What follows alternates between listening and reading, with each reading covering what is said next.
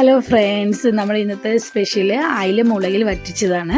അപ്പോൾ അതിന് വേണ്ട ഇൻഗ്രീഡിയൻസ് ആണ് കുറച്ച് കൊച്ചുള്ളി വേണം, അതുപോലെ തന്നെ 2-3 അല്ലി വെളുത്തുള്ളി വേണം, അതുപോലെ തന്നെ ചെറിയൊരു പീസ് ഇഞ്ചി കഷ്ണം വേണം, പിന്നെ പച്ചമുളക് വേണം. അപ്പോൾ പച്ചമുളകിന് പകരം നമുക്ക് വേണമെങ്കിൽ കാന്താരി മുളകാണെങ്കിലും എടുക്കാം കേട്ടോ. അപ്പോൾ നമ്മൾ ഇതെല്ലാം കൂടി ഒന്ന് മിക്സ് ചെയ്യണം. ഇതിൻ്റെ കൂടെ നമ്മൾ പൊടി ഐറ്റംസ് വേണ്ടത് 1 സ്പൂണ് കാശ്മീരി മുളക് പൊടിയാണ്, അതുപോലെ തന്നെ ഒരു പിഞ്ച് മഞ്ഞൾപ്പൊടി വേണം കേട്ടോ. അതുപോലെ നമുക്ക് ആവശ്യത്തിന് ഇതെല്ലാം യൂസ് ചെയ്യാം. പിന്നെ വേണ്ടത് ഒരു ഇച്ചിരി മല്ലിപ്പൊടി കൂടിപ്പോകല് ഒരു 1/2 സ്പൂണാണ് മല്ലിപ്പൊടി എടുത്തിട്ടുള്ളത്. പിന്നെ ഇതെല്ലാം കൂടി ഒന്ന് മിക്സ് ചെയ്യുക. അതിൻ്റെ കൂടി നമുക്ക് വേണ്ട ഉപ്പും കൂടി ആവശ്യത്തിന് ഇട്ടതിന് ശേഷം നന്നായിട്ട് കൈകൊണ്ട് നന്നായിട്ട് മിക്സ് ചെയ്ത് കൊടുക്കുക.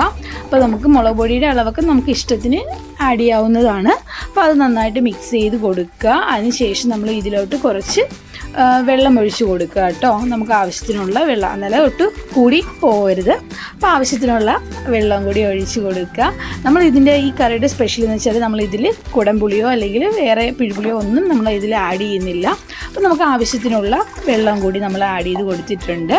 അപ്പോൾ നന്നായിട്ട് കൈകൊണ്ട് നന്നായിട്ട് മിക്സ് ചെയ്തതിന് ശേഷം നമ്മൾ ഇതിലേക്ക് നമ്മൾ കുറച്ച് കറിവേപ്പില കൂടി നമ്മൾ ആഡ് ചെയ്ത് കൊടുക്കുക. കറിവേപ്പില ഇതിന്ന് ഒഴിച്ചുകൂടാൻ പറ്റാത്തതാണ്. അപ്പോൾ അതിൽ നമ്മൾ മെയിൻ 2 ഇൻഗ്രീഡിയൻസ് ഒഴിച്ചുകൂടെ കേട്ടോ. അപ്പോൾ ഫസ്റ്റത്തത് നമ്മൾ കറിവേപ്പിലയാണ്. പിന്നെ നമ്മൾ ഇതിലോട്ട് നമ്മൾ മീൻ ആഡ് ചെയ്ത് കൊടുത്തിട്ടുണ്ട്. ഞാൻ എടുത്തിരിക്കുന്ന അയിലയാണ്. അയില ചെറിയ മീഡിയം സൈസിലുള്ള ഒരു അയിലയാണ് കേട്ടോ.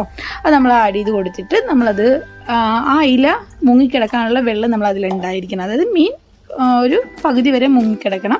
അപ്പോൾ അതിന് ശേഷം നമ്മൾ നന്നായിട്ട് കൈകൊണ്ട് തന്നെ ചട്ടി നന്നായിട്ട് ചുറ്റിച്ച് കൊടുക്കുക. ഇനി ഇതിൽ നമ്മൾ സ്പൂണോ കാര്യങ്ങളോ ഒന്നും യൂസ് ചെയ്യുന്നില്ല. പിന്നെ നമ്മളത് മൂടി വെക്കുക കേട്ടോ. പിന്നെ തീ ലോ ഫ്ലെയിമിലല്ല, നല്ല മീഡിയം ഫ്ലെയിമിൽ തീ ഇട്ട് കൊടുത്തതിന് ശേഷം ജസ്റ്റ് വെയിറ്റ് ചെയ്യുക. അതിന് ശേഷം തിളച്ച് വരുന്നുണ്ട്. പിന്നെയും നമ്മളൊന്നുകൂടെ ചുറ്റിച്ച് കൊടുക്കുക. ഇതിൽ നമ്മൾ സ്പൂണോ കാര്യങ്ങളോ ഒന്നും യൂസ് ചെയ്യുന്നില്ല. പിന്നെ മൂടി വയ്ക്കുക. ഒരു 5 മിനിറ്റിന് ശേഷം വീണ്ടും തുറന്ന് നോക്കുക. അപ്പോൾ നമ്മുടെ മീൻകറി ഒന്നുകൂടി പറ്റി വന്നിട്ടുണ്ട്. നമ്മൾ ആദ്യമേ കണ്ട വെള്ളം അത്രയും ഇല്ലല്ലോ, കുറച്ച് പറ്റിയിട്ടുണ്ട്. വീണ്ടും മൂടി വയ്ക്കുക. വീണ്ടും ഒരു 5 മിനിറ്റിന് ശേഷം വീണ്ടും ഒന്ന് തുറന്ന് നോക്കുക കേട്ടോ. തുറന്നതിന് ശേഷം വീണ്ടും ഒന്നുകൂടെ കൈകൊണ്ട് ചുറ്റിച്ച് കൊടുക്കുക. അതായത് സ്പൂണൊന്നും യൂസ് ചെയ്യുന്നില്ല.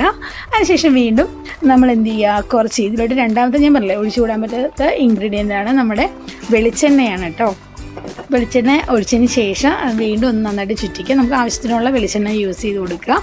നന്നായിട്ട് ചുറ്റിച്ചതിന് ശേഷം വീണ്ടും ഒന്നുകൂടി എന്ത് ചെയ്യുക, വെയിറ്റ് ചെയ്യുക. അപ്പോൾ അത് നന്നായിട്ട് തിള വരുന്നുണ്ട് കേട്ടോ, നന്നായിട്ട് പറ്റി വരുന്നുണ്ട്.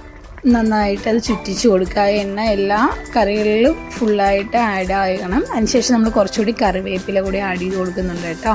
അപ്പോൾ അതിന് ശേഷം നന്നായിട്ട് ഒന്നുകൂടി ചുറ്റിച്ചിട്ട് ഇച്ചിരി നേരം വെയിറ്റ് ചെയ്യുക. അപ്പോൾ നമ്മുടെ കറി ഏകദേശം സെറ്റായിട്ടുണ്ട് കേട്ടോ. അപ്പോൾ 2 മിനിറ്റ് നമ്മളൊന്ന് മൂടി വെക്കുക കേട്ടോ. വളരെ ലോ ഫ്ലെയിമിലിട്ടിട്ട് വെക്കുക. നമ്മുടെ കറി റെഡി ആയിട്ടുണ്ട്. അപ്പോൾ നമ്മൾ അടിപൊളി ടേസ്റ്റാണ്. അപ്പോൾ എല്ലാവരും ഒന്ന് ട്രൈ ചെയ്ത് നോക്കാം കേട്ടോ ഈ ഒരു കറി. അപ്പോൾ ഇതെന്ന് വെച്ചാൽ ഇതിൽ നമ്മൾ കുടംപുളി ഒന്നും യൂസ് ചെയ്തിട്ടില്ല. പക്ഷെ എന്നാലും ഈ കറിയുടെ ഒരു ടേസ്റ്റ് വെറൈറ്റി ടേസ്റ്റാണ്. അപ്പോൾ എല്ലാവരും ഒന്ന് ട്രൈ ചെയ്ത് നോക്കുക. ചാനൽ ഇഷ്ടപ്പെട്ടിട്ടുണ്ടെങ്കിൽ സബ്സ്ക്രൈബ് ചെയ്യുക. Okay, by.